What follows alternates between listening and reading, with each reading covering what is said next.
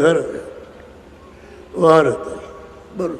नहीं गोलोक नहीं साकेत, इंद्रपुरी नहीं ब्रह्म अब समेत। उस सूरत को समझा रहे हैं कि गोलोक, साकेत लोग, राम लोग, कृष्ण लोग या शिवपुरी में मैं वहाँ नहीं रहता। मैं तो अदर में रहता हूँ, मेरी एक बूंद काम करती है। एक बूंद का ये विस्तार है, और इसी को सब लोग कहते हैं कि नहीं यह पार है, ऊपर कुछ नहीं है, ऊपर कुछ नहीं है, ऊपर कुछ नहीं, ऊपर रहता है क्या करके। और जब नहीं समझ में आता है तो झगड़ा कर बैठते हैं। अगर कोई कहता है कि नहीं चलो इनसे भी मिलो, इनका भी दर्शन करो, ऊपर ब्रह्म है, चलो ऊपर में ब्रह्म के भी दर्शन करना, फिर उसके ऊपर में पार ब्रह्म है, चलो उसका भी दर्शन करना, उसके ऊपर में महाकाल पुरुष है, उसका भी दर्शन करना, तब वो सत्य देश मिलेगा। वो अचल है, अस्थायी है। अपने घर से काल को निकाल दिया,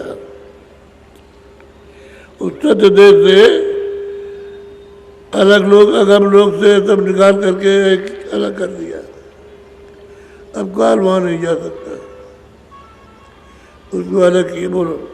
तीन लोक व्यापक मैं नहीं, बूंद एक मेरी यहाँ रही। तीन लोगों में मैं व्यापक नहीं हूँ, मेरी एक बूंद यहाँ रहती है, उसी का ये सब का सारा सबका सब। मैं तो अनाम अधर में रहता हूँ, अनाम हो मेरा कोई नाम, न पहले है ना अब ना आगे होगा। मैंने अपना रूप धारण किया, वो अगम, दूसरा अलग, और तीसरा सतरूप। वो सतलोक में भाई जो किसी को मेरे यहाँ आना है तो पहले सतलोक पहुँचे, फिर अलग लोक में, फिर अगम लोक में, तब मेरे यहाँ आ सकता है। ऐसे कोई पहुँचेगा नहीं। इसलिए गोस्वामी महाराज ने कहा कि चौथे पद के पारनामा, चौथा पद मेरी सतलोक, उसके पारनाम है, अदर घर है। तो ये जाते आते रहे, तब तो उन्होंने कहा कि वहाँ जाते आते रहे। ऐसी पीड़ लगी कि टूटे न टूटे, वो ये चाहे कि टूट जाएगी तो नहीं टूटेगी। बोलो।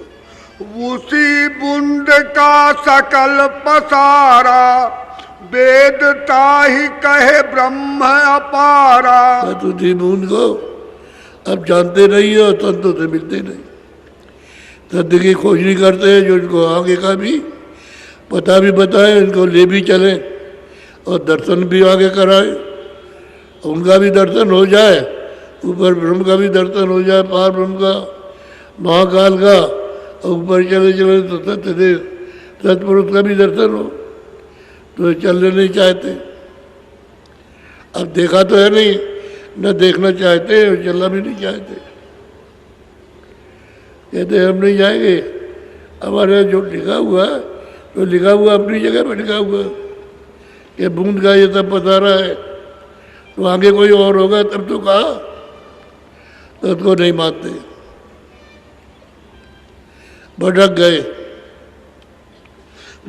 वेदांती आहि ब्रह्म बखाने, सिद्धांती आहि शुद्ध पुकारे। भटक गए, पर नीचे उतर आए। अब थोड़ा थोड़ा सा समय में झगड़े की स्थिति पैदा हुई।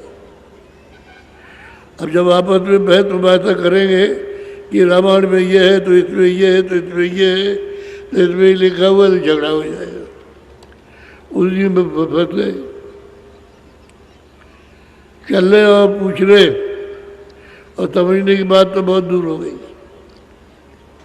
कि समझना चाहते, चल के देखना चाहते, वो बात है।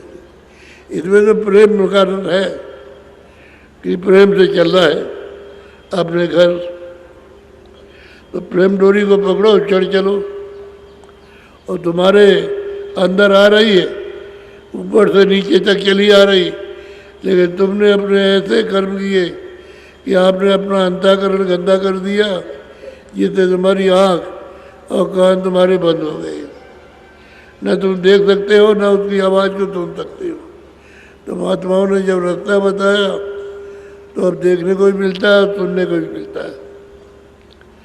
आँख भी खुलती है और कान भी खुलते हैं, तब समझ में आता है। तो उसके लिए साधन, तो साधन तो उसके लिए है ही, बिन साधन कैसे जाएगा? साधन है, रास्ते को कहते हैं पकड़ना, उसी का नाम है साधन। तो उस नाम को पकड़ो और चढ़ो, यही है तुम्हारा साधना। चल चलोगे तो फिर समझ में आ जाएगा, तो ईश्वर का दर्शन होगा पहले ही मुकाम पर। और ऊपर चलोगे तो आवाज़ें आती है उसके नाम की, तो फिर उनका भी साक्षात करो जाओ। फिर ऊपर की आवाज़ पकड़ो तो फिर पार ब्रह्म का भी साक्षात हो जाएगा। और ऊपर की आवाज़ पकड़ो तो महाकाल का भी दर्शन होगा। आवाज़ें आ रही हैं, शब्द आ रहा है बराबर, लेकिन वेदी के द्वारा भेद मिलेगा, वैसे नहीं मिलेगा। वैसे कोई जानता ही नहीं, वेदी इस रास्ते को बताएगा भी, ले चलेगा, दिखाएगा भी, और रास्ते को भी बताएगा। तब काम करना हो तब साधक पहुंचेगा, ऐसे नहीं पहुंच सकता। तो इतना बड़ा छोटा एक बूंद का तमाशा, बूंद का खेल है, उसी में हम सब उलझ गए। जितने नाम को आए थे पकड़ के, जब यहाँ के काम काज में फंस गए तो ध्यान हमारा बढ़ गया, तो आवाज़ हम तो छूट गई।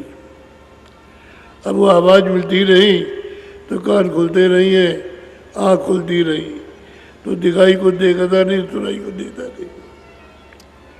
ऐसे भरम गए। फिर कोई बताने वाला मिला नहीं, तब तक जो कर्म किया था उससे नीचे उतर गए, चारों खानों में चले गए, तो नरकों में और योनियों में चले गए, तो मनुष्य रास्ते छूट गया।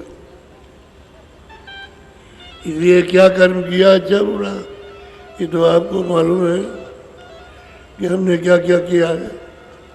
पता उसी कर्म का तो फल मिलता है, उसके हाथों तब लिखा चुका है, तब आपको दिखाएगा, बताएगा सब।